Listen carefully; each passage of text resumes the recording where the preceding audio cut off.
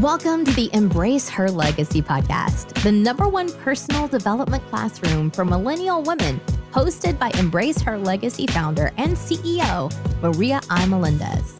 Ladies, get ready to evoke your feminine confidence and be inspired to master your relationship with yourself so you can fabulously live your legacy. If you enjoy this podcast, please make sure to subscribe.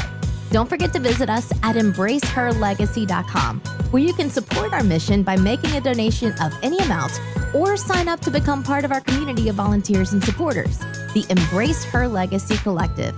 Our vision is for every woman and every girl to defeat her inner saboteur, master her relationship with self, and live out her legacy unapologetically. Enjoy the podcast.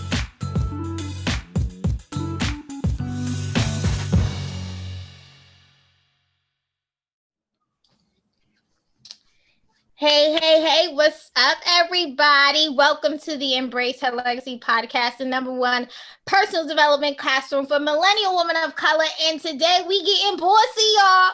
We getting real bossy. We getting real bossy. Come through the bosses. Like, this episode is really dope because speaking of dope, I'm speaking to Mrs. Dope herself, Miss Olivia Dope, and Miss Celene Rosado. But the reason why I wanted to get into this podcast episode specifically because I know I'm a girl boss. I'm a fly female entrepreneur. I like to consider myself so. I got 2 other fly female entrepreneur girl bosses, and I really wanted to talk about the pivot per COVID-19 and all the challenges that we were faced with as bosses, right? And really have this conversation, to be honest, to be forthcoming, like, and I know me and Olivia, we were just saying, like, girl, I'm still midterm. Like, we still trying to figure it out, honey. Right? I'm still midterm. So, and we're going to talk about it, hopefully to inspire some of my other female fly entrepreneurs out there, future entrepreneurs, whatever you want to do, and how we're pivoting into success or whatever you define success to be. Because 2020, if you made it out alive, honey child, this is success at this point. So I got 2 fabulous girl bosses with me. I have Olivia Dope, DJ extraordinaire, podcast host, owner of it's in the 90s, right? The t-shirt. Yes, in the 90s. In the 90s. And I got my other girl, literally my favorite spot ever to go to, the co-owner of Sweet Brooklyn Bar, Miss Celene Rosado. She's like, hello. Celine be low-key shy, but she be like, and honestly, Celine. The beast with the business. What a beast. Okay. Because let me tell you about Miss Celine. The other day I was at Sweet Brooklyn. There was a zoo outside. And I said, I was like, yo, I got to talk to her. Like, how is she making this pop in the middle of a pandemic? So let's go into it, girls. What you said, Celine? Keyword pivot.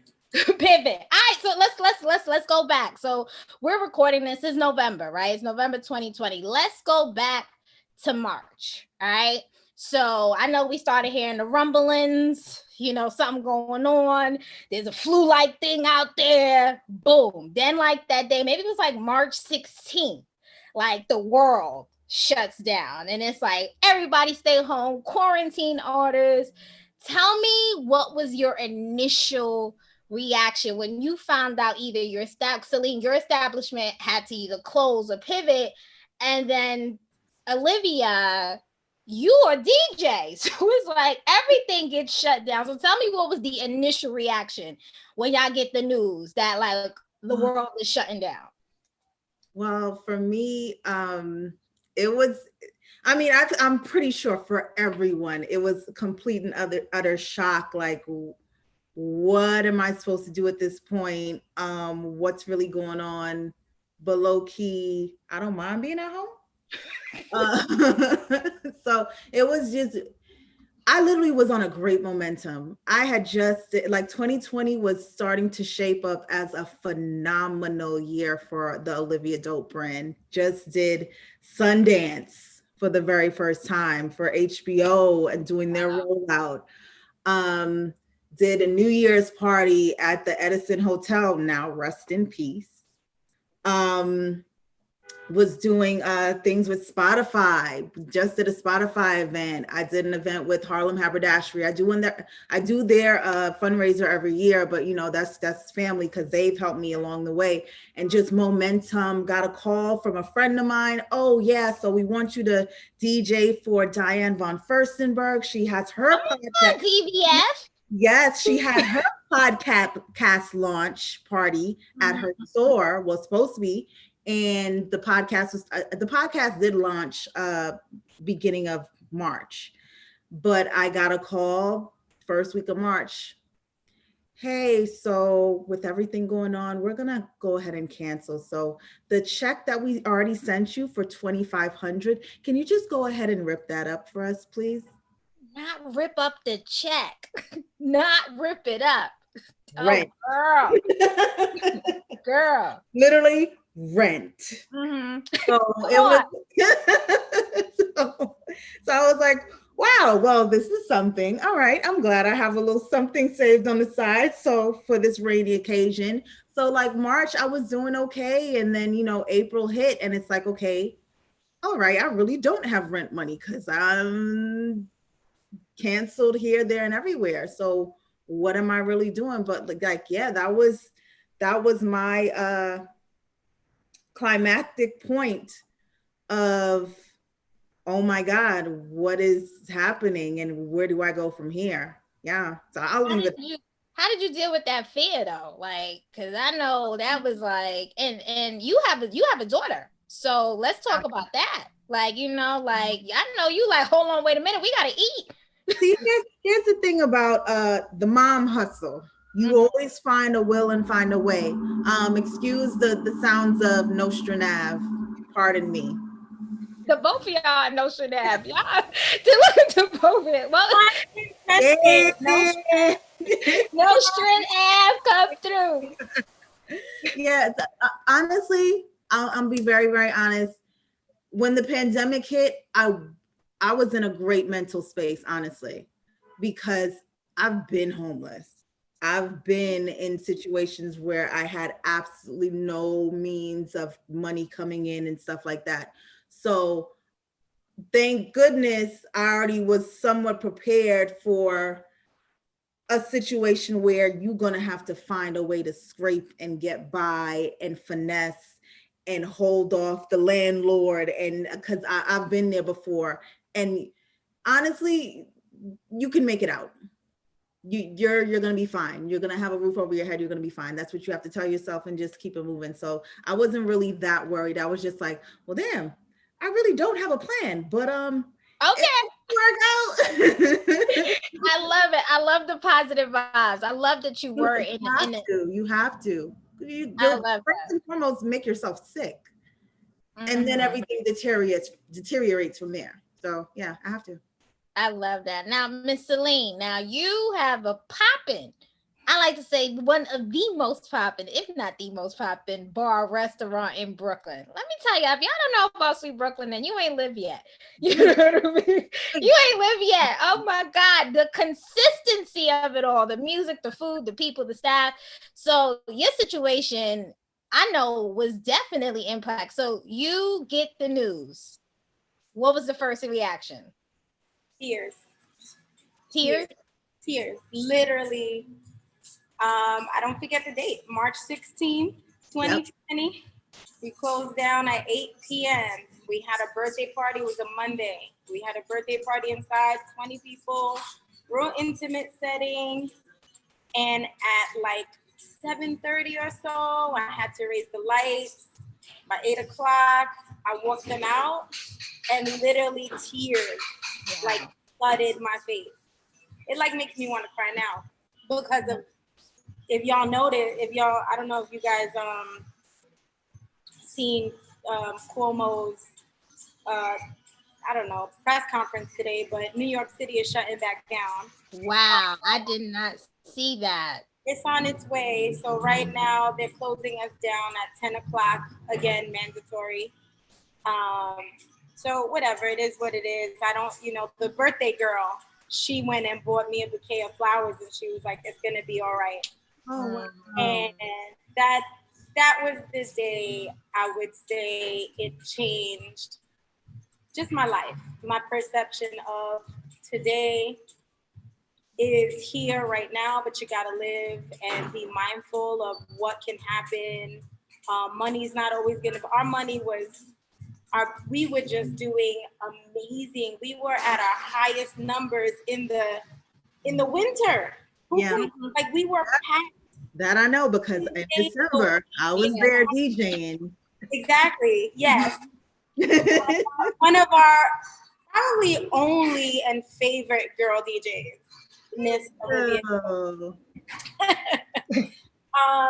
It was just hard to go from making, projected, you're on your way to over $1 million in that year to, oh my God, are we going to even hit, 100,000?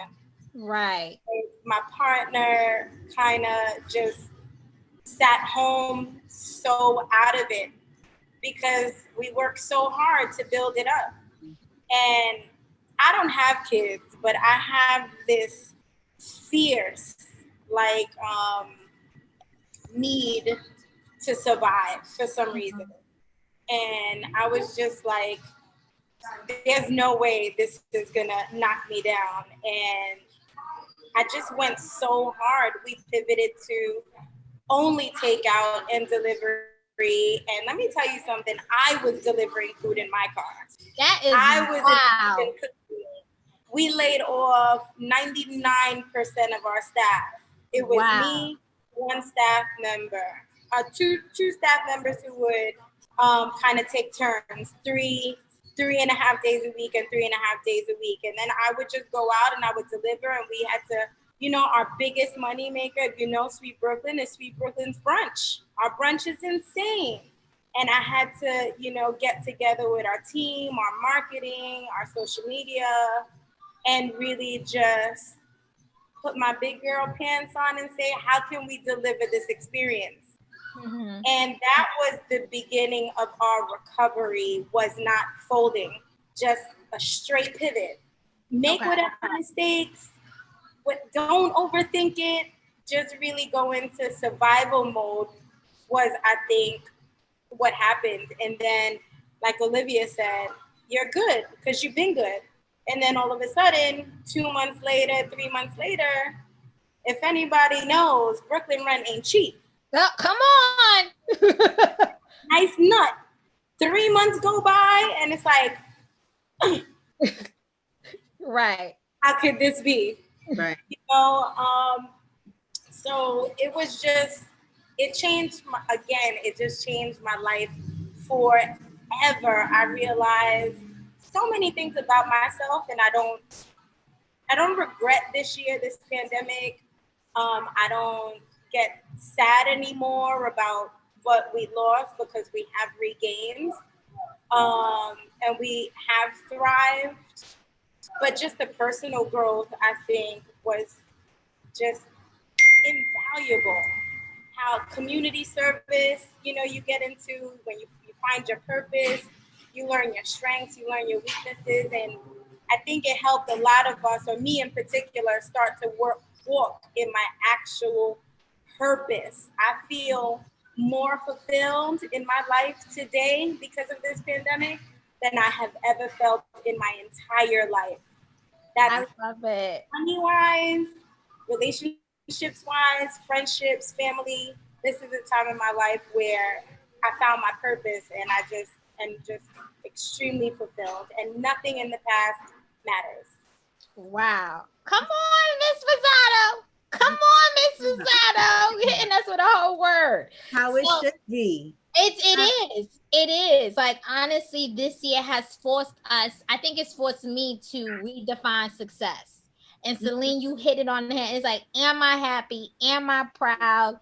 Did I fold? And if in case your business, I'm not wishing out anyone, but anybody listen, right? And your business doesn't, maybe that's a rebirthing of something new. You understand what I mean? Like, really understanding, like, Are you okay? Olivia, when you asked me, I was like, you was like, girl, how you doing? I'm like, oh, I'm alive, healthy, and well. Like, you know, that takes so much, because we're at 10 million people in this country who have struggled with this you know, who have literally been physically impacted by this pandemic. So let's talk about, and Celene, you kind of hinted on to going into like focusing on your brunch and then focusing on the revenue stream of takeout. So I want to hear about like what other new services, or maybe Olivia, you can chime in on this because I know you went virtual. What new services did you have to adopt, or maybe services that you had already that you had to really focus in on to now become your moneymaker? I started a t-shirt line in in April, May, during the pandemic. I did my research. I mean, I already had the LLC up and running for the past at least 5 years with the Olivia Dope brand. So I had to see about, okay, how do I go about, these are one of the shirts actually. I had to see how to go about, yeah, let's see how we can take advantage of the fact that everyone is home buying what they need to buy and doing it all online.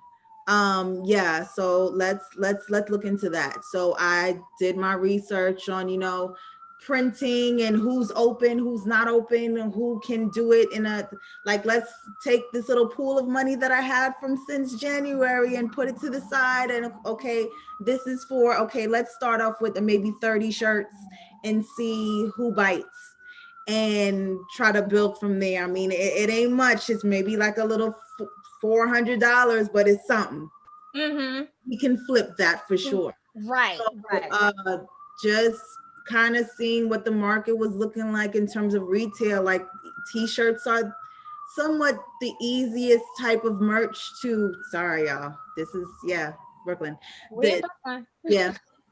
T-shirts seem like the easiest type of merch to bring to the masses because we're home, you want loungewear, and even though we're home, we want to speak our minds through our clothing and whatever we're doing at home. We're all taking selfies, still posting and all that stuff. So I started my t-shirt line called In the 90s, 9 T's, and everything's pretty much giving like a 90s flavor, different sayings, different quotes and different celebrities and stuff like that on t-shirts, and just giving a good 90s vibe, because I mean that's who I am personally, and as a brand I'm very heavily influenced by the 90s, so it just all made sense. I love that. And like I told you, I wore my door knock especially for you, because I was like, okay, I'm getting on the line. I know who I'm coming on the line with. I gotta represent, act like I was there. And the 90s. And I love your brand. I love the t-shirts. I love the style. I love everything that's coming out. And I'm like, oh my gosh, it's amazing. So Celene, you talk about like now focusing on those. What were the revenue streams that you probably weren't really focusing on prior to COVID, that now you were like, okay, we gotta push this down? And then how did you know that that was the right thing to do for Sweet Brooklyn? You know, I didn't per se know what was the right thing to do. But my partner, she's real good at honing in on what's important, right? So she was like, if it weren't for our brunches, you know, our jobs would be a lot harder. So I started redeveloping that brunch model and how to bring the Sweet BK brunch experience home. So basically, we still called it unlimited mimosas and brunch, entree, whatever. And we just started packaging it up where, you know, you would get your entree and we would get bottles. Here's your bottle of champagne. Here's your side of orange juice or peach for your Bellini mimosa. And every meal would come with one bottle. That was your unlimited, because we had already done the numbers on it. And we know that on average, unlimited means one bottle. So when I pitched it, I was just like, nah, this is what we're doing. And we did it. And we did well. You know, it helped us, you know, pay the small bills, you know, the insurance and, you know, payroll, some, you know, little teeny tiny invoices and things like that. But trust, that was not good enough for bills like rent. Then, you know, you have that virtual aspect where it's like, all right, how do we get our other key thing that brings people to Sweet Brooklyn home to them, which was our entertainment. Olivia knows, we had, you know, we would have 7 days a week on Friday through Sunday, damn near from open to close. That, and this is what I say, don't be afraid to try it, even if it doesn't work. It did not work. It did not go over well at all. People wanted to be physically in Sweet Brooklyn. They didn't want to mess with us virtually. It was not a thing. We couldn't develop that. So boom. Now you pivot again. And you're like, okay, how do we get these how do we get these numbers up? We started playing around with discounts and percentages for picking up. You know, don't order through, you know, a delivery, because if I'm giving you this, the numbers just didn't make sense. You had to pick it up. So just trying to get people more comfortable with picking up directly from us. We offered discounts. We had extended happy hours. We were, you know, doing courts of our popular items like our rum punch. You know, so that, you know, that kind of worked and got people kind of back to, you know, just making big purchases. We did special deliveries. So like Tuesdays, Taco Tuesday, it would be me delivering. I don't know if you guys know Leah, but she's one of my good friends. She teamed up with me. She was like, Celene, we're going to do whatever we have to do. And, you know, we came inside and we cooked the heck out of some tacos, and we did pre-order only. And we divided it by sections of Brooklyn. I didn't add delivery fees. I was all the way in Canarsie to Brownsville to East New York to Williamsburg. I was all over the place, honey, with tacos. We started at 3:00 and then it finished till like 11:30 at night. So it was really just about like reintroducing yourself to your business. It was like, you know, I got to come back to work. All right, let's do it. And let's see how we can do it and what's going to work. And like I said, bringing physically, touching the Sweet Brooklyn experience was kind of the only thing that worked. I knew when I tried to do the virtual, it just wasn't a thing. People wanted to be here. As soon as we opened, we were busy again. Like it was like we never closed. Of course, y'all are. Like, I'm like, and when you say the Sweet Brooklyn experience, like, I know exactly what you mean by that. It's like the consistency of the brand. When I go to Sweet Brooklyn, let me tell you, I'm like, everybody's gonna know my name. That's my cheers, right? It does. Like, Really everybody knows your name. Everybody's so sweet. And then the music is always on point. And then the food and then the service. Like, why not? Why not revisit it? But I love how you were honest enough to Celene to say virtual didn't work for me. You said, it didn't work for us. And I also love how you pointed out how gritty entrepreneurship is. I hate when people out here on Instagram making flexing like this is easy. You were out there hustling yourself. You were out there making, she said I was in the kitchen making the damn tacos. You understand? Then driving all over Brooklyn. And Brooklyn is not small. For those of you who are listening who are not from Brooklyn, she's literally driving miles and miles east to west, north to, like, you got to do what you got to do as a boss. And that's the misconception that people have, that we just home chilling. It's like, do you understand? People have to eat. And I'm one of those people. So I got to do whatever it is that I need to do to make sure that we survive. Now, speaking of virtual, Olivia, it seems like virtual is working for you, right? So how was, if it's not, you can definitely let us know, but you had to go from DJing, all these parties, all the hot dope stuff everywhere, right? DJing it's all about hyping up that live audience. Now we go from that to virtual. did the virtual thing work for you?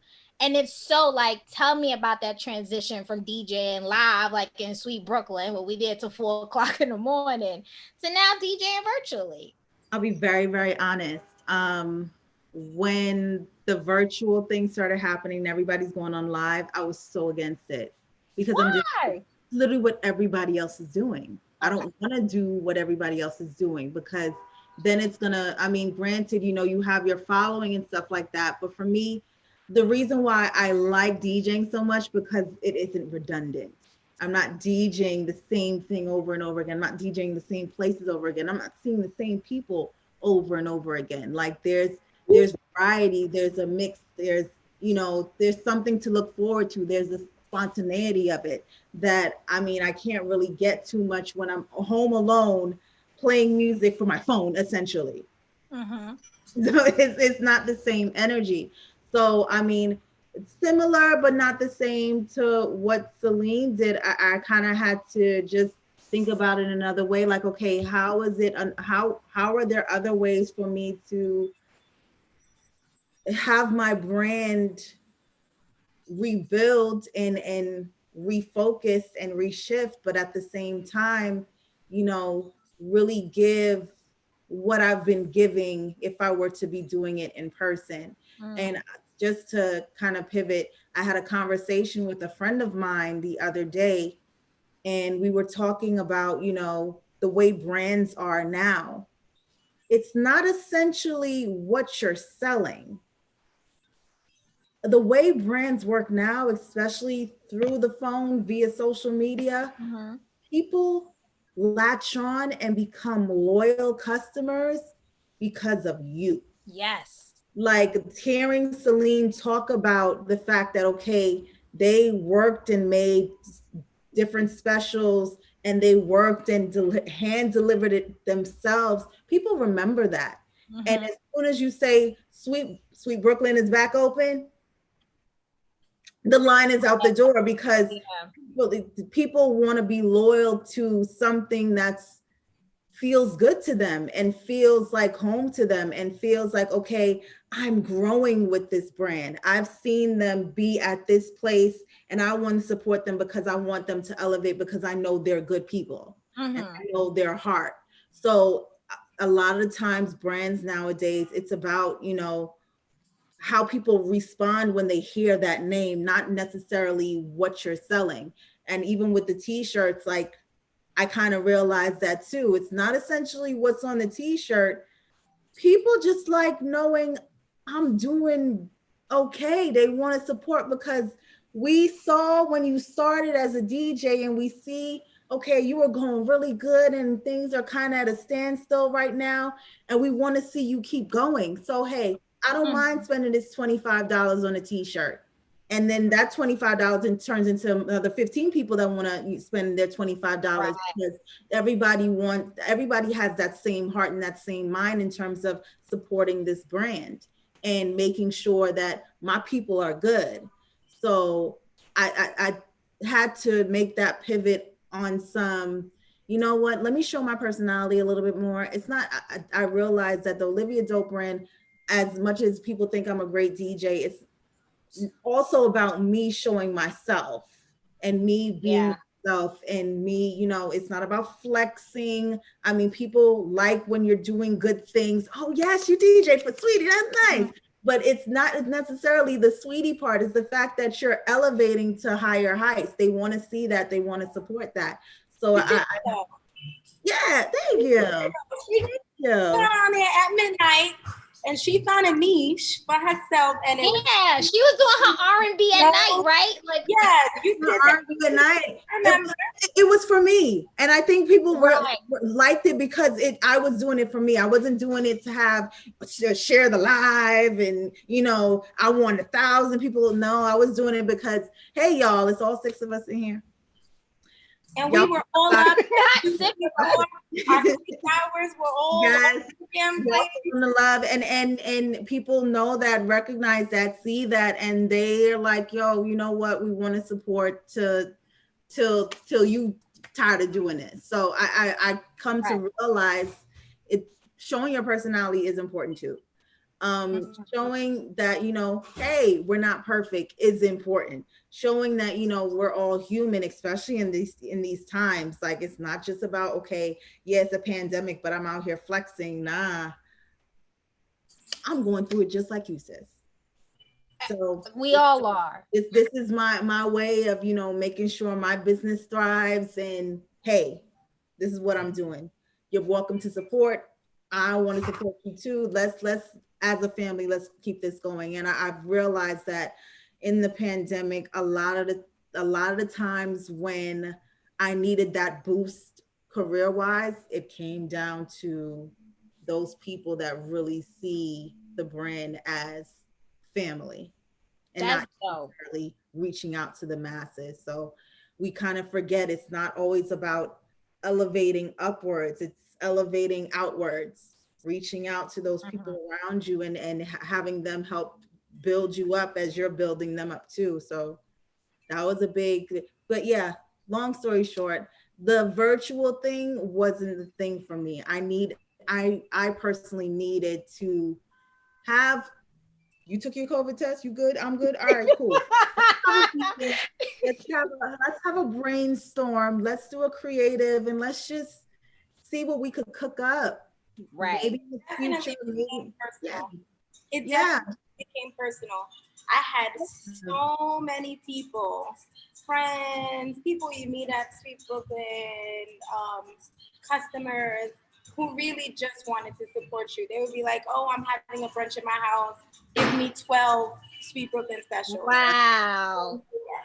And the community here that really came through on support was, I mean, I can't even tell you. It was so many people. They would just call me on my phone like, hey, y'all open? Yeah, all right, I'm coming through. And they would buy bags, bags of food just to support, because I would say the other thing that happened with the pandemic is community supporting each other. So sorry, this noise in the background. It'll be done in 2 seconds, I'm sure. It's okay. No, that's what Nostrand. It's Nostrand. It's Nostrand Avenue. But yeah, so it had a lot to do with people wanting to support you personally and the community coming together and understanding how important. And I'm gonna jump into somewhat of another subject, but not really all the same. But the Black Lives Matter stuff and what had to happen, the sadness that we kind of had to go through as a community that really brought us all together globally. Yeah. Made it even more important to support each other. So even larger companies, and there was a lot going back and forth, and we became this cancel culture. It was like, well, if you don't this, then you don't that, and blah, blah, blah. And sometimes, why is he doing that to me? It's all right, boo. So it was it was so stressful dealing with a pandemic, dealing with how do you pivot your business, but now you're emotionally. You are so sad emotionally, and you're sitting home all day for 3 months wondering, what can I do to be a better person? What can I do to be a more conscious consumer? What can I do to be a better owner, to be a better advocate in my community, in a community that supports me financially? Everybody really just became family, and the support was overwhelming. And thank you, Jesus, we were on the right side of the cancel culture, but it was a very unstable time, because you really never wanted to do the wrong thing, say the wrong thing, and then on top of that, you have a whole pandemic. Then you have riots, and it wasn't an easy time emotionally, financially, and I think people are still really going through it. And the fact that we're here and we continue to thrive, survive, and be here to have this conversation, I think is helpful to other people who may not. And you have a daughter. I'm not going through that right now. I have a very close friend whose daughter is pulling out her hair because she has so much anxiety. And this is a healthy, stable, young girl, you know, she's 12, I think. And it's just so sad. And I think, you know, this time, even for business owners, especially women business owners, the layers of how grounded you have to try to be as you're being, you know, constantly lifting on the verge of, I'm going to lose it today. And then it's like, no, I have to keep it together. It was, you know, it's a constant battle. It's a constant battle, and it still is.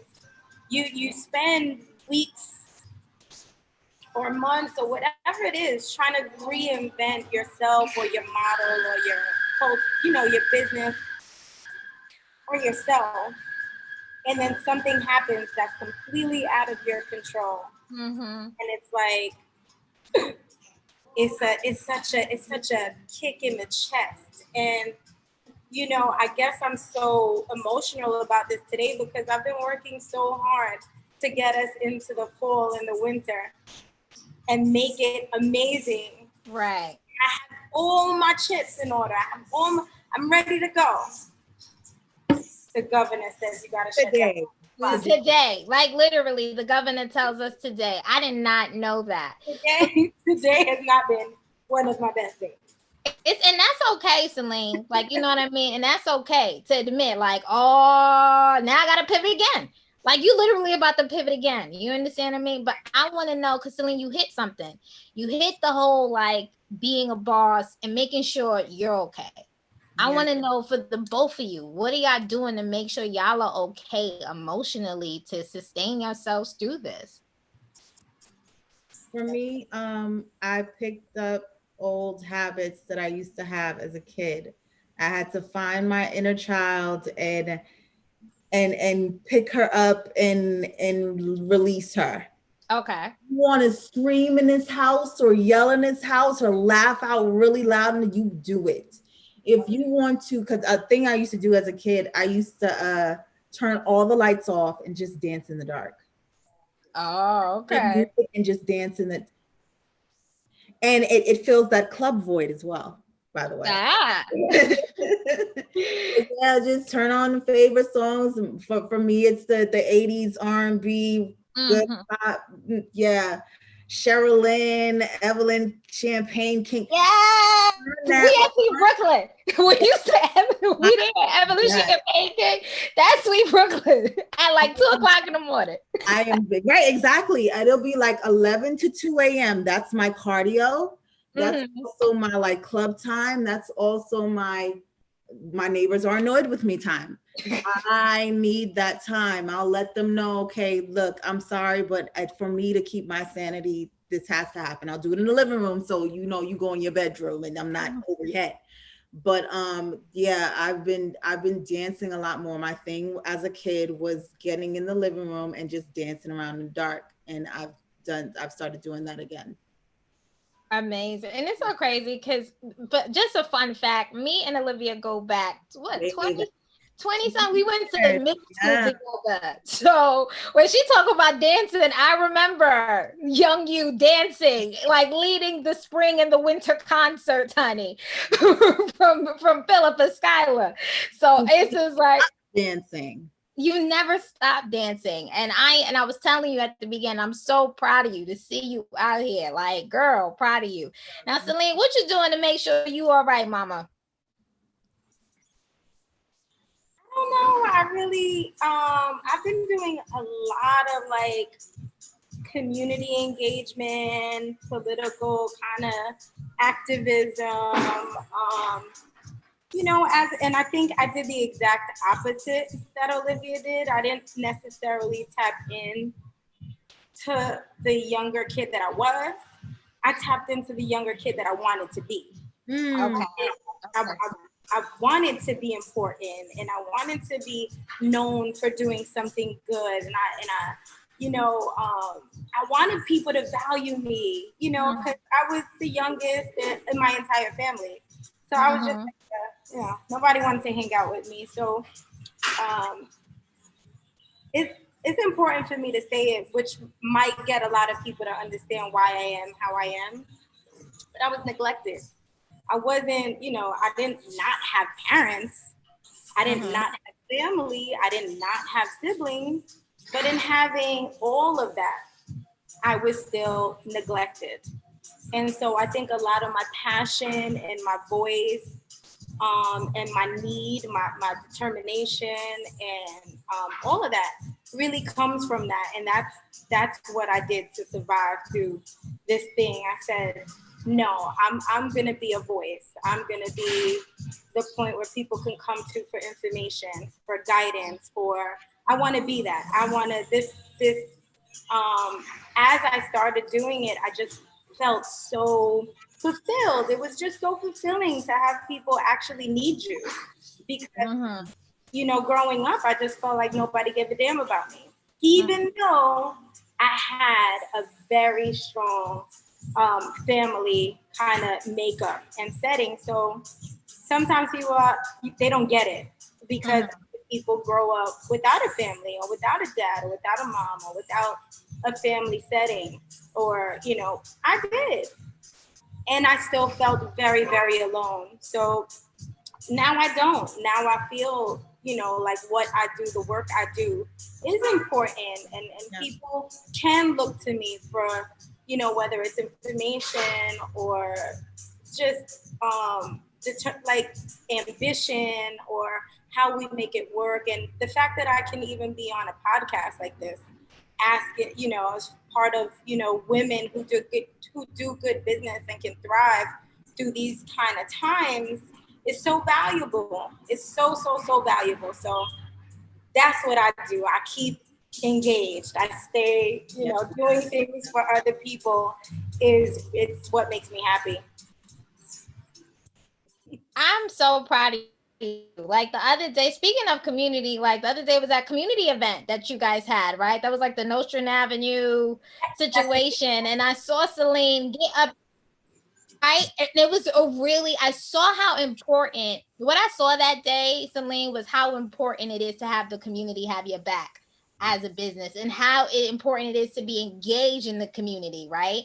Because this is the community that you said that you're thriving off of. But Celene, you said something earlier. You talk a lot about you and your business partner. Did she have the baby yet? I know she's out here. I know she was out here. She had the baby. She did. Yeah, she did. She had the baby. So we got another female entrepreneur who was pregnant during this entire thing. But wow. Imagine October 20th. Born October 20th. Oh, really? Y'all amazing. Podcast friends, y'all are gonna walk with me on Nostrand Avenue until I get to Sweet. That's okay.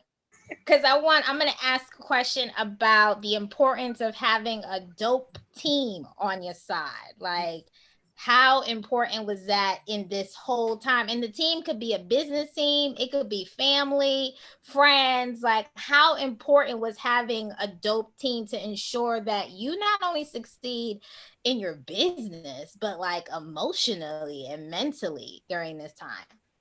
I had a friend that I had to like drop because she told me I was too heavy. Like whatever I had going on was too heavy for her. And she was ignoring phone calls. What? I don't understand. You were too heavy. Like you were what? Were you?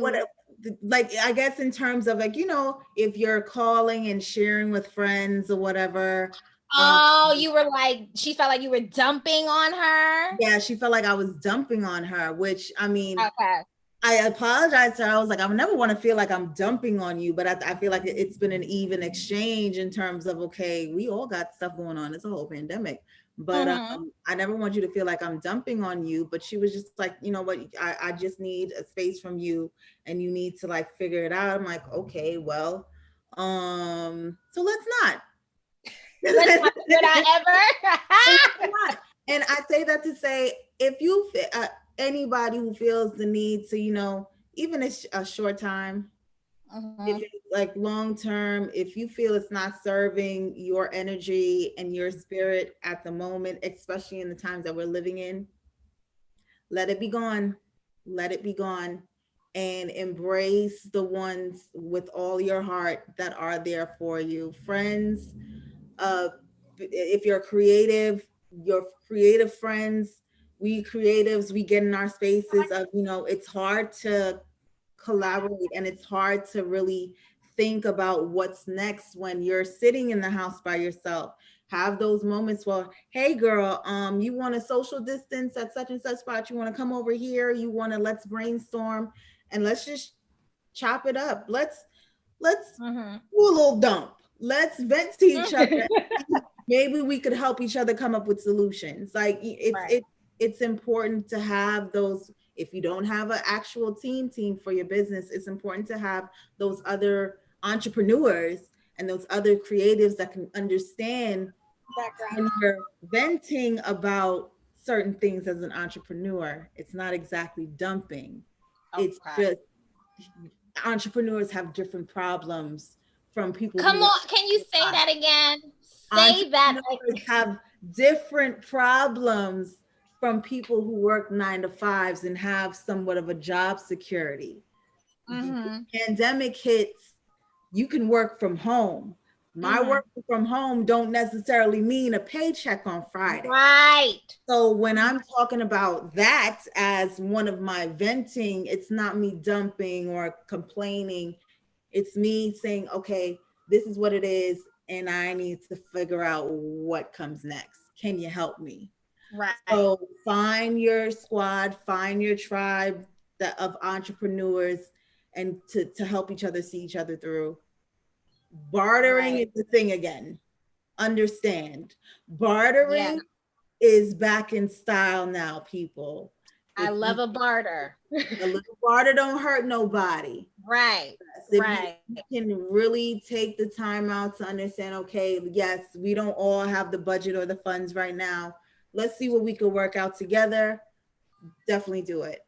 Definitely do it. It's so important to have these people, especially now, have your creatives in your corner, have your entrepreneurs in your corner, and keep an open line of communication on a regular basis, because we need each other now more than ever, especially in this economy and this shift that we're going through from Trump to Biden. Next the next couple of weeks before January, that man gonna make it's gonna be interesting hell before he leaves. So hold tight. Yeah. So what about you, Celene? We talk about the importance of a dope team, whether it's, in your personal life, having your friends, and then I know you have an amazing business partner. How important was it having the right team in your circle of influence to make sure you thrive, not only in your business, but also make sure you're okay, personally? I think, like I said, it's like I have this thing where I have to be needed. So, and I think my partner knows that. And she is always so put together, so regimented, so conscious of all of the unknowns, that this hit her in a way I don't think she could ever prepare for. Because how do you strategize on a pandemic? And again, you can plan it and plan it and plan it and plan it and plan it and think of all the variables, and then boom, where did this come from? So, it hit her in a way I think she wasn't prepared for, but I knew that I couldn't drop and fail us. So we kind of ping-ponged off of each other, because where I would be just thinking of promotions and ways to thrive, and we can't close, and on the ball with information and funding and grants and laws and regulations and what's next and and dates and policies and guidelines and all that. I was just on it. that eventually I broke down and I shut completely down. And she, at that point, had went through her process. Okay. And she was kind of ready to jump back on. And I think that's the part of partnership that I'm just so lucky, because it's a dynamic. I don't even know that anybody else has something so special like that from anybody I've ever spoken to in business with partners. Maybe unless you're like real sisters, like the old Tababble girls, because them girls are dope too.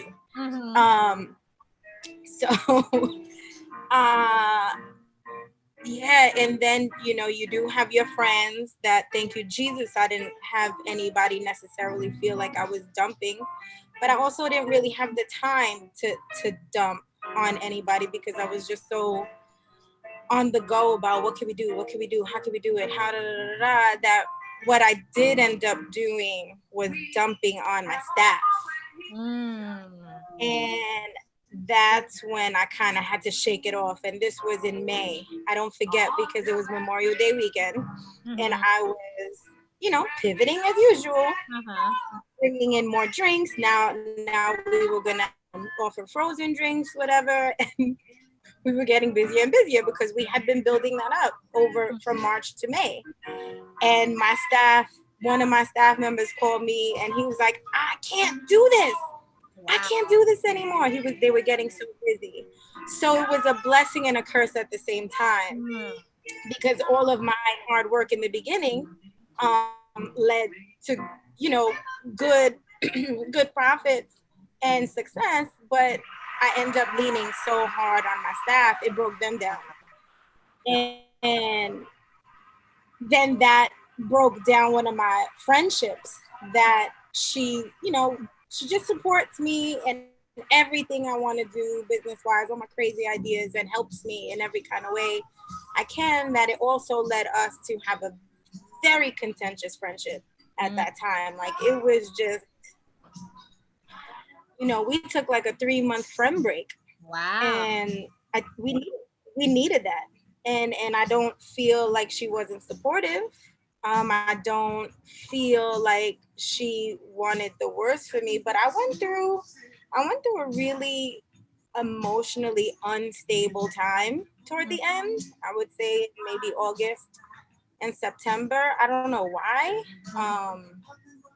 And I got so mad at her just for making, this is going to sound crazy, or maybe it's not, I don't know, but like making other close friendships with my friends. And I just felt like, what are you trying to do? And I, you know, in my mind, because I was so unstable and I was trying to keep everything together, you know, I just felt like, well, since when? And okay, you know, and I get very sarcastic and condescending and just like, no, it's okay, you could go. Nope, I'm not going. Or no, you have to tell me nothing. Or, oh, really? That happened? Well, I didn't hear about it. You know, Celene is a Pisces, okay? That is the Pisces coming out. I think we all went through so much, all the motions in our lives in such a short period of time, because we didn't know we were gonna live or die. We didn't know we were gonna not. We didn't know if, you know, somebody was gonna light our houses on fire during the protests and all that stuff. It was just so many variables all in such a short amount of time. And what Olivia was saying, as far as know your people and get your tribe together, there also comes a point where you have to know them for who they are too, and learn yourself as well. So you can't expect, you know, somebody who just isn't one way to all of a sudden be one way for you. Right. And I'm all right with that, and I'm learning it. But man, it took growth, and it took time, and it took pulling away and reflecting on myself. It happened 2 weeks ago, and I thank my best friend for that, because I'll see something and I'll automatically get so insecure about it, like, oh, is it me, or what did I do, or how could I have done that better, what can I have said better, and I get so much anxiety about it. And I let it go, and it was all in my head this one time, and I said, okay, that happened for a reason. You gonna learn today. Exactly. So it's I think for a long time we knew our problems and our faults, and I think as conscious as we wanted to be about them, and I'm a work in progress and I just want to be a better person, or I'm going through a transition and I'm going to be mindful moving forward, I don't think we really were. I think we were telling ourselves that we were. I think this time has actually made us do it and not just tell ourselves we're doing it. That's a good point. That's a really good point. So, all right, now we're in November. This might air either November or December, right? And we just got a mandate from Cuomo, right? Olivia, you talked about, I'm just making sure the next 2 years is virtual. How do you see your business moving forward? And if it's like 30 days away or 3 months away, I was like, girl, I don't know. Like, how do you see Sweet Brooklyn moving forward? What do you have in place? And then Olivia, you have DJing, you have the in the 90s, you podcast and host. What's going to happen moving forward for you individually in your businesses? For me, what's happening right now, I mean, once I got offered a spot to be the third member of a podcast on Joe Budden's network. Mm-hmm. I was like, okay. Salute. The thing is, it's on Joe Budden's network on YouTube, Apple, Audio Mac, and he put this together. Well, it's the three of us girls that put it together, but he's like, I'm here to, lay the platform for you guys to have and make it do what it do, and let's see where this goes and be successful with it. I wasn't looking for that, but I was. Like I said, I was looking out. It wasn't, a podcast wasn't in my head, like, okay, this is where I need to go in terms of, making sure that for the next 2 years, if we're still in this, that I'm okay. But I wanted something like that. And maybe like beginning of August, this offer was offered to me. And I was like, oh, wow. Okay. Manifestation. Come on, manifest. Come on, mantra. Right. Manifest, meditate, manifest. I'm rich. Come on. So, so the podcast has definitely not only opened my eyes to, okay, manifestation definitely does work, but also when you're in the pivot, understand that you got to do homework and understand that there are going to be uncomfortable moments of learning and growing and building, because podcasting as a performance artist, where I never really have to speak. Yeah. Now we're talking every week. The myriad of subjects under the sun that has to do with Black women and are close to our hearts. And it's an eye opener, and it's definitely something where I'm in uncharted territory for myself, and I'm learning as I go. But at the same time, it's putting me in that position where I wanted to be, in terms of, okay, I'm now set for the next 2 years with this.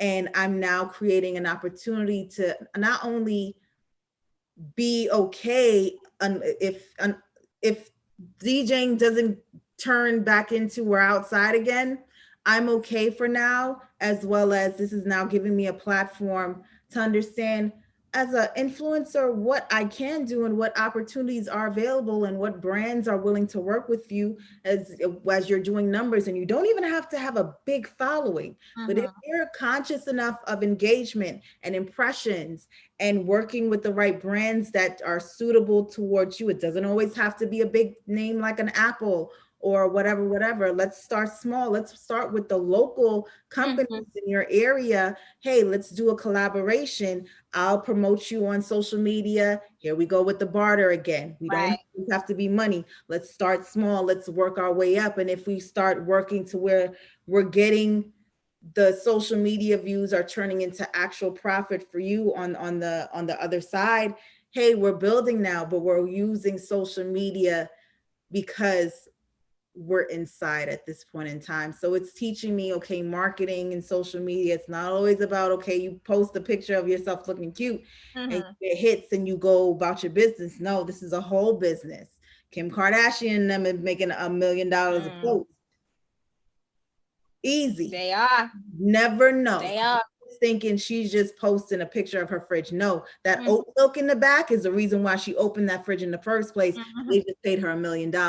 Understanding that and using it to your advantage. No, you're not going to make $1 million a post yet, but understand you have to build and you have to strategize and you have to reach out to people and to brands and to companies and to businesses and say, hey, I sat down here during COVID and I thought of a business plan. You might like it. Let's see how we can collaborate. Here's how it can work for me. And here's how it can work for you, because people want to hear how it can work for them. Please understand and realize you can't just say, hey, I want to make money, hire me, or make me a brand ambassador, Savage Fenty. It don't really work like that. These people have to see the numbers that you're doing or the idea that you have and see its value. So yes, let's collaborate together, because me giving you free merch is money. Me paying you is money. Me spending my time and effort with you is money. So you need to make sure that joint venture is always even and there's always a win for everybody involved. So that the podcast has definitely taught me that. Step it up, open your mouth, get some business plans together and get to work, because DJing can't be the only means of bread and butter. Diversify and get the multiple streams of income going. Now is the best time more than ever. I love how you hit that, multiple streams of income. And I love how you said, even though the podcast is new, it's such a place of growth for you. It's like growing is not fun. Like, I don't understand what happened. No, it's not. No. Growing is not. It's always uncomfortable. Like, it's kind of like when you go to the gym for the first time after not going for a couple of months or never been. Your body is sore because your body's like, oh Lord, we using muscles that we're not used to using, right? Because you're extending your muscles and you're training your muscles to do something new, and it's not comfortable. But that doesn't mean it's not the right thing for you to be doing right now. You know. The muscle that I'm using in this podcast is not only opening up a little bit more and using more of my own voice, also working on insecurities. Wow. Comment section?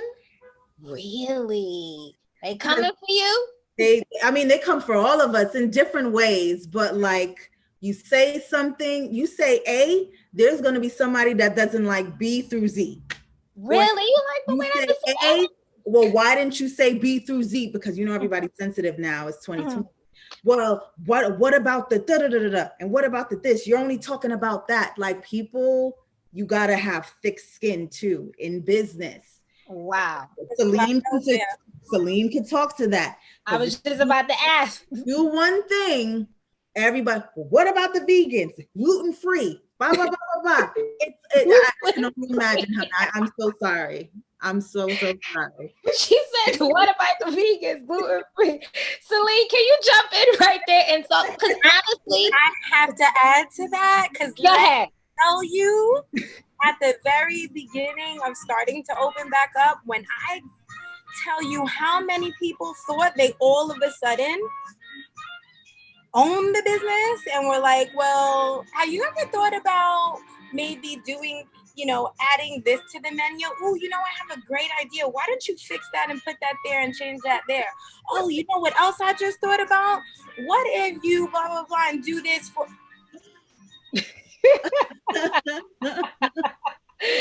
What about if you say, do you mind if I offer you a suggestion so that I can tell you not right now? Right, exactly. I'm tired But let's talk about it tomorrow. People became like they just felt it was their right to kind of criticize you at every point they could. They were entitled to your business as a regular. And we love our regulars. We do. Right. But they are like your favorite child. Emphasis on child. Did I not tell you to sit down? You know? And they know they're your favorite child. So your favorite child's going to be like,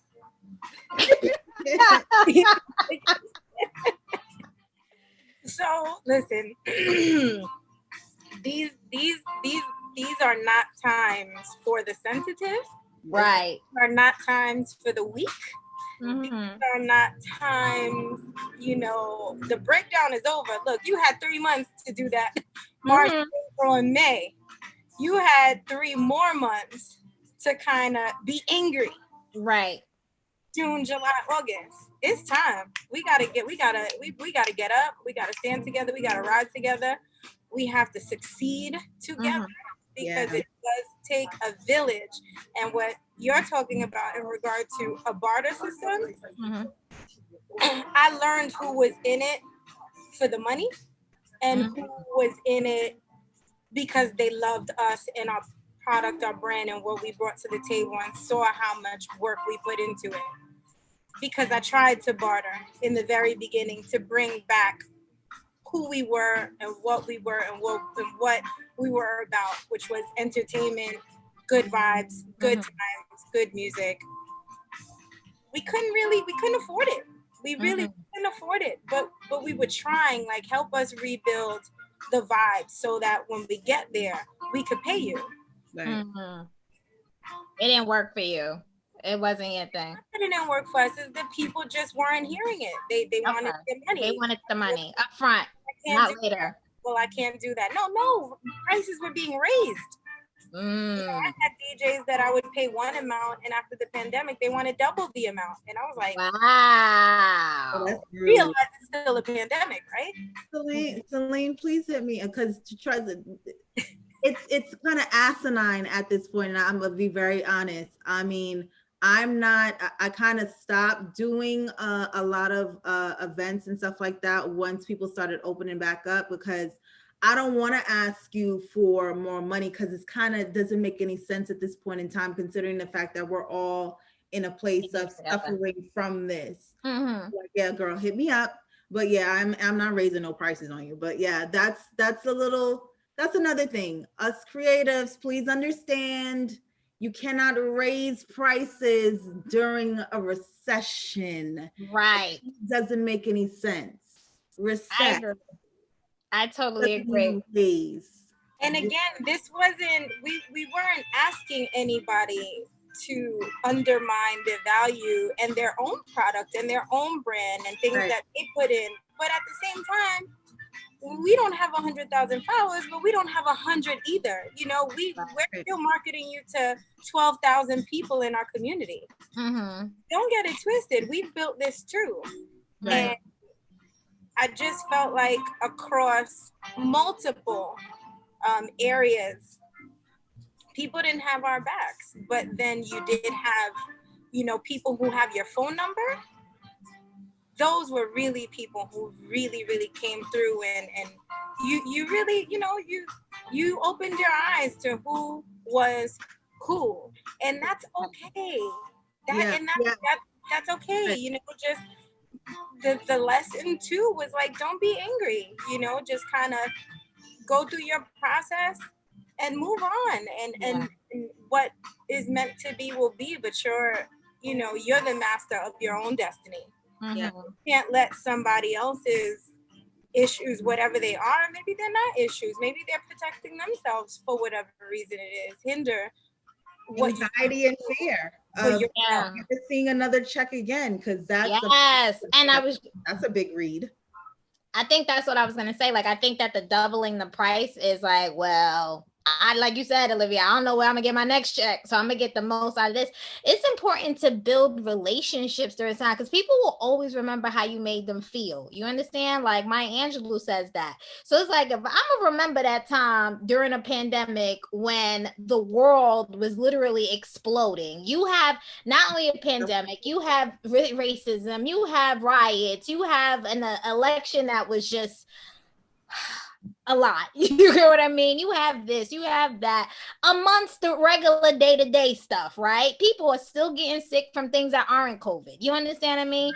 People are still losing their job. It's a lot going on. And you're gonna have the audacity right now to double chart to double your numbers, right? Like, you're really gonna do that? Like, it speaks to being selfish. Like, in order for us to get through this, we gotta have compassion for one another. You understand what I mean? We have to look out for one another, make sure everybody's good. Like, shoot somebody a text, you good? How can I help you? What can I do? Like, it has to be a community collaborative effort.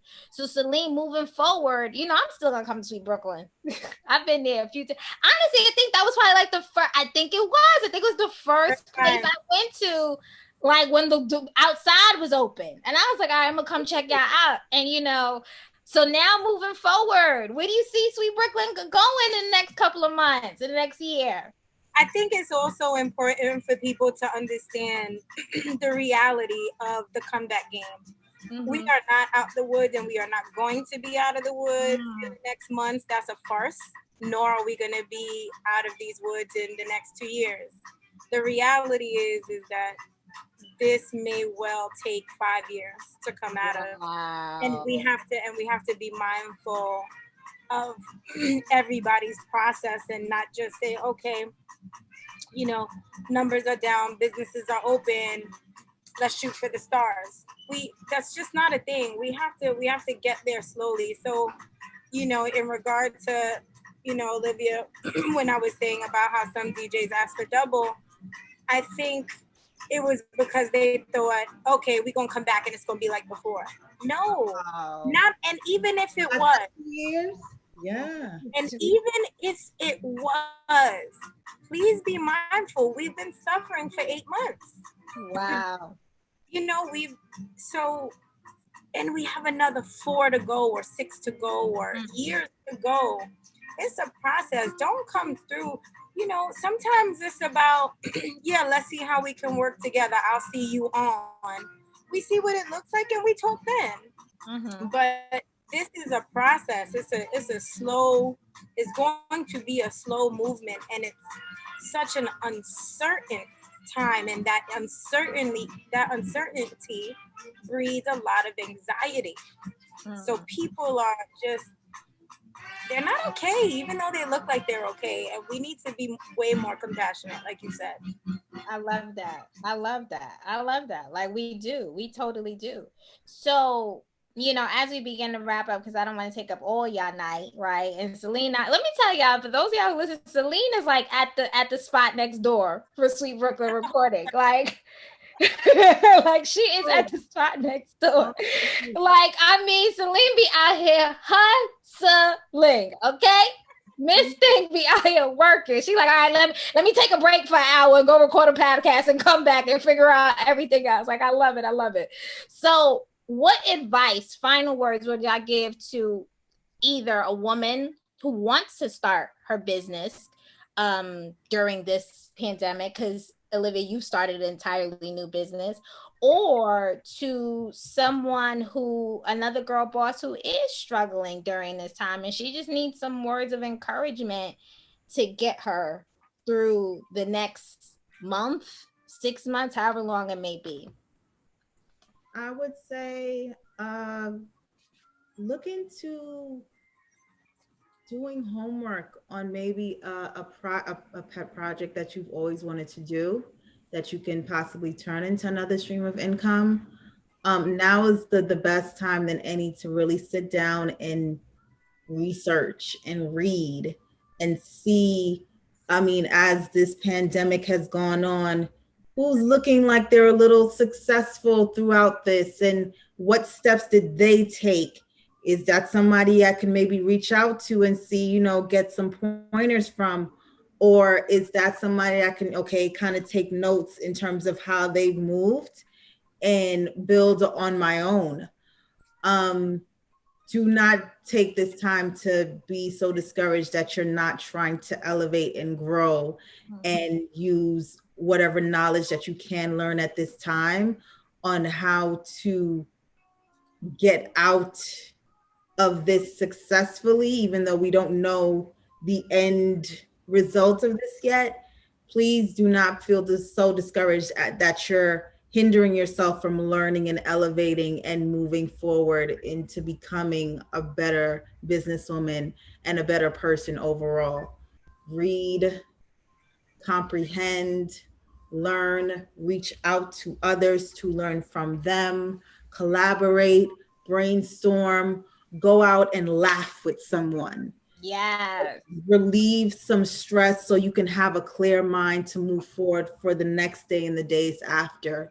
Do not sit at home days on days on days, scrolling and looking at everybody's highlight reel and thinking they're so happy and you're not where they are. Please get out and communicate and get in a book and read and learn and get on YouTube University and learn a new skill and learn a new trade. Because look, you can go ahead and learn how to edit on iMovie and turn that into a business. You can go ahead and learn how to make whatever little craft, origami, whatever you want to do it, and then teach somebody else how to do it, build your followers up. You have a whole ASMR page on YouTube that's doing numbers and YouTube is paying. There's so many different ways to start getting money in this world that we're living in, because people are ready to just absorb information. So please do the same and absorb as much information that you possibly can to better yourself and come out of this alive and well. Alive and well. I love that. I love what you said there, Olivia, because I get paid now to teach people how to produce a podcast. Let me tell you why. Because when I first wanted to start my podcast a couple of years ago, first of all, I was coming out of a dark place of a relationship. And I was like, okay, like, I'm trying to get my swag back. I want to talk. I want to teach. And if I had $2.50, like I was broke, and Olivia, we talked about being homeless. Like I was going through it. And I was like, I want to launch this podcast, but I literally don't have the money. Sis kindly and nicely enrolled herself into Google University. And I started Googling schmoogling. I was like, oh, that's what you need. That's what you need. Boom. And I was like, I remember being low key mad at God during that time. I'm like, yo, like I'm trying to do something good for the world. Like, why don't I have the resources? Little did I know, a couple of years later, it was like, oh, you about to get paid some guap to teach people how to do it, right? Because I learned how to do it on a budget. Like I literally brought out my first episode years ago. I probably spent no more than $50. And I am not lying. Like I literally got my phone, headphones, and this is before like we was all Zooming and stuff. I was recording on an app on my phone. Like I figured it out. And I said, wow, look at God. So sometimes like when we're in seasons where things don't make sense, like you're being prepared for something. And I love how you said you learn how to do something and then you teach somebody else how to do it. And then people will pay you because people don't want to be bothered. If you find something that is a pain reliever, if you are fixing someone's problem, what's the problem that you want to solve? Mm-hmm. Let me tell you, Celene solves my problems when I don't feel like thinking about life. And I'm like, I'm going to see Brooklyn. Problem solved. Like, I don't feel like thinking about life. I need a cocktail or 3. So I'm going to go to Sweet Brooklyn. But she's in the problem solving business. You understand? That's what all entrepreneurs are doing. So Celene, what advice would you give to someone who wants to start her business or maybe has her business? She's feeling a little discouraged. What advice would you give to them now? I would say first and foremost, allow yourself to come out of it and not give yourself a hard time, because the harder the time that you give yourself, the deeper the hole you're going to get into. So allow yourself that process in not being so hard on yourself and reminding yourself this isn't going to last forever, right? Once you get there, you say,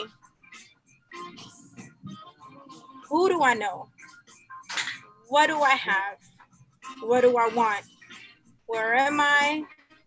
Where am I going? And where am I coming from? Build a not necessarily a plan, because we don't always have the plan.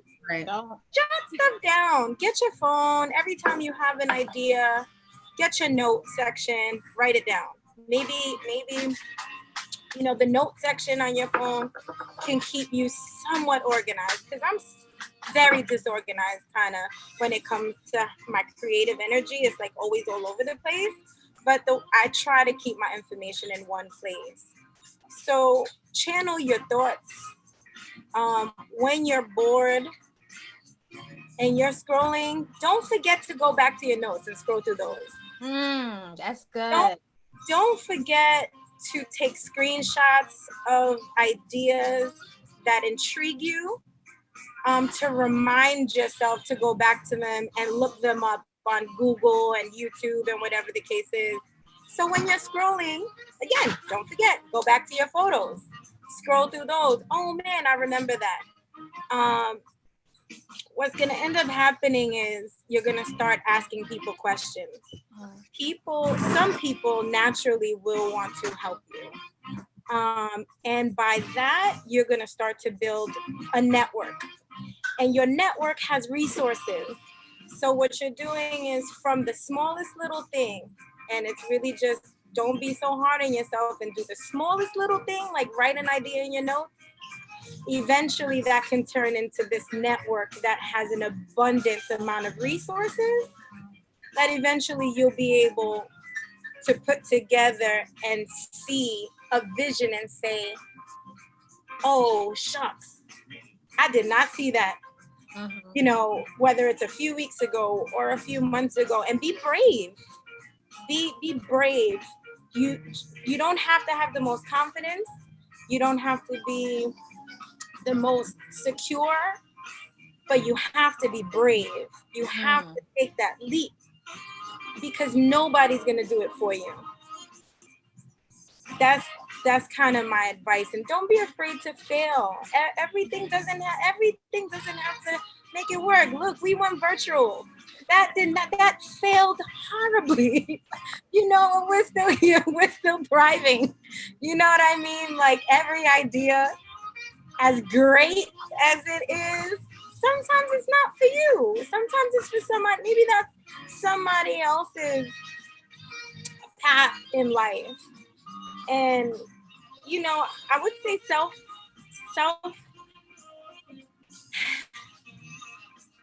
how can I say it? Be responsible for what you tell yourself.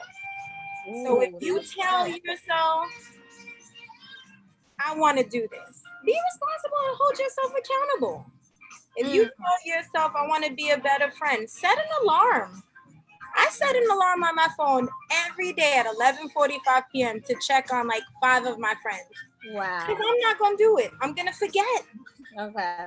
I'm going to forget. And then I'm going to be down on myself. Like, oh, I'm such a horrible friend. That's a really good idea. That is. Really good idea. And it's just about the little nuances on how to stop blaming others for where you are and start taking responsibility for where you want to be. And you can start small. You don't have to start big. You don't have to, buy the Gucci bag and the, Louboutins so people can see you walk into a room. They're gonna see you no matter what. When you get brave to be present, people feel that. They feel your passion. And you no longer have to command a room through what you're wearing.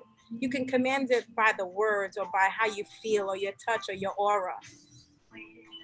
I love this, Celene. Honey. I was like, I'm over here like, she needs to be a business coach. She needs to be a da-da-da. I'm over here like, the stream of income. Yes, I'm over here like, if you never thought about being a business coach, sis, then I'm gonna need you to think about it, okay? Because we're gonna create that stream together. Olivia, Come on. Yes. I will be there. You're gonna teach me how to do a podcast.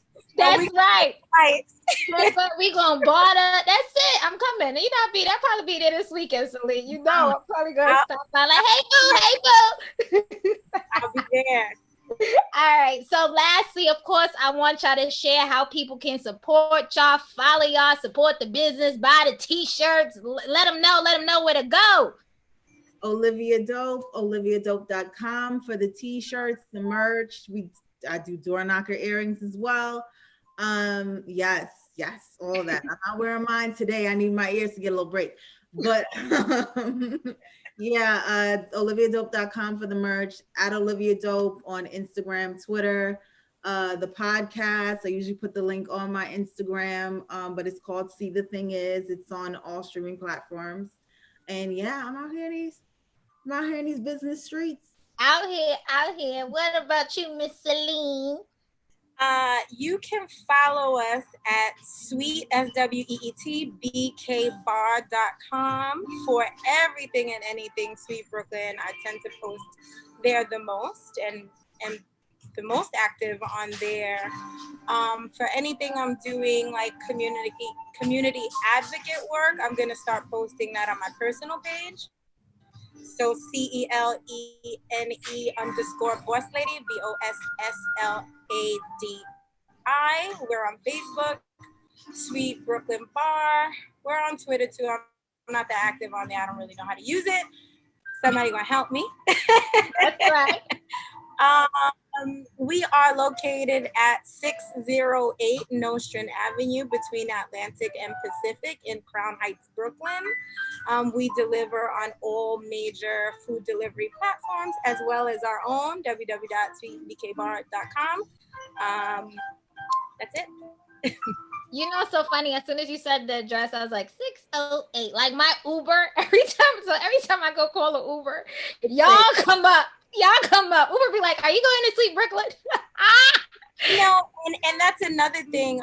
Some of our elected officials put together an initiative spending money in like the community, and so I think Lyft. If you come to Sweet Brooklyn using Lyft, you'll get $10 off from Lyft. No way!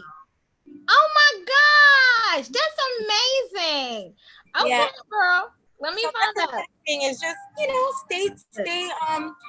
stay active with your local elected. Stay in the know. Follow them too, your local elected officials, because it's up to them right now to keep us sustained, and they need to go to these big conglomerates, which is another one of my initiatives that I'm trying to push. Work on. Is how do we work together where they give something back to us, because we're struggling. We're trying our best, and like I said, everybody can look like they're doing great, but inside we have a way to go, everybody. So, you know, your elected officials, follow your elected officials and fight for small businesses. Yeah. Your hair salon owned by whoever, your, you know, restaurant, your Jamaican spot, your hair, and just like anything that is valuable to you, that is a small business, support, and fight for whatever it is you need, because it is tangible. Your local electives are touchable. You can fight for things that you want, and you will get them on a local level. And I think too many people don't really realize that, how important it is, and how real it is. I just learned that. That's part of my little learning and personal growth over the last. That's amazing. That's important. Like, we need to know who we voting in, because like you said, these people are the ones who are making. They're the ones who affect us the most. Like, in our day-to-day. The local, not the president. Yes. Local. Yes. We do global initiatives. We do local initiatives. Yes. Our budgets get created by our local. And can you just like let them know like who your local, like your congressman, like tell them like, you know, because people when they hear local officials, they're like, who is that? Sometimes they make it, it's your mayor, but like who else is involved? So like Robert Cornegie is Bed-Stuy, Lori Cumbo is kind of like Fort Greene, a part of Crown Heights. You have Jabari Brad, I think he just got elected, Brassborn, I believe. You have and these are congressmen and women, like not all of them. So that's another thing. I have some documents in regard to like education and who does what and who's responsible for what, because when you first start getting in it, you're like, whoa, who? Council member, congress member, district leader, borough president, assembly, Senate, and there's so many of them, and you have to educate yourself. But they want to help. They just need to hear how, and the more voices, because they do things in numbers. The more voices, the more you can get what you want. But look it up. Just all you have to do is look up your local elected officials and everything will come up. You put your address in and everybody who represents your district, your area, your community board is super important because they make they really make the rules. They do. Where you live. I love that. I love it. Come on, Miss Celene Rosado. Come on, Miss Olivia Dope. Thank you so much for having this conversation with me. I feel like I'll probably see Celene within the next couple of days because I can't stay far for too long. So thank you, ladies. Thank you, everybody, for listening. Once again, you can follow at Olivia Dope on Instagram. You can follow Celene at Celene_boss lady. You can follow at Sweet BK Bar. Remember to follow us at Embrace Her Legacy. Me at I am Maria Melendez. And until next time, make sure that you subscribe to this podcast. Share it with your girl bosses, your future girl bosses that want to be girl bosses, the people that even thinking about it. But until next time, always be a woman who embraces her legacy. Thank you for listening. Good night. Thank you for having us. Bye.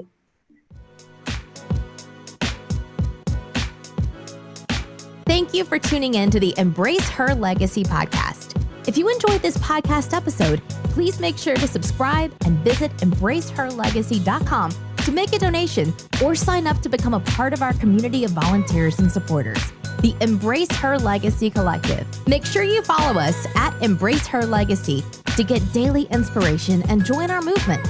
Thank you for listening, and remember, you're enough, you're worthy, and you're a phenomenal woman who embraces her legacy.